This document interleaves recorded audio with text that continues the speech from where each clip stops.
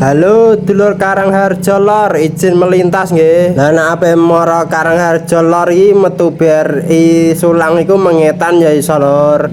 Ngotos perempatan niku belok kiri arah Kunir lor. Atau lewat perapatan Lando iku mengetan kok teko Glebek teko Desa Kunir lah iku terus belok kanan lor arah Karangharjo Kidul lor. Kok anggere ana gapura ijo kaya iku simpel iku mau ya teko Karangharjo lor iki lor. Aku kepengin rene iki ya penasaran lor, soalnya urung tau mlebu desa iki lor. Aku dhisik tau nggawa roda papat iku teko kene iku balik lor, soalnya jembatan iki mau dalane di portal lor. Lah nek lurus rene kok iso tembus melawat lor. Ya iso tembus Karawelang terus Desa Rukem teko Poman kono lor. Lah aku belok kiri lor mlebu Desa Karangharjo lor iku kaya apa lor.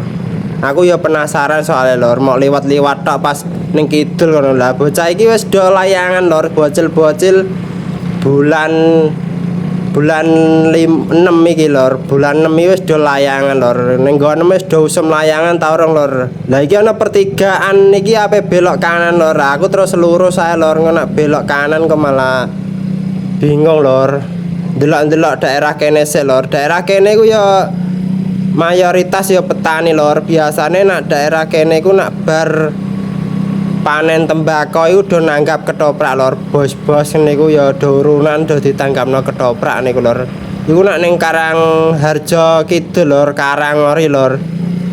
Nak ning daerah kene do nanggap ketoprak apa ora ya lor, nak apa nak do panenan mbako niku lor. Jebule ya desane masih asri lor, jalane ya jos, jebule jalan jeronan lor, ora kaya sing dalan sing pertama masuk mau lor, trae dimberno napa lor, nak sing dalan sing lagek masuk desane atau etan gapura mau lor. Desane kene lah ya lumayan gede lor. Aku liwat kene iki sepi lor, wonge do ning sawah napa lor. Lah iki masjid Desa Karangharjo lor, jose ngene lor, cete anyar lor. Warnane ya jos. Lah iki tembuse pertigaan sing ndek mau lor, aku kidul.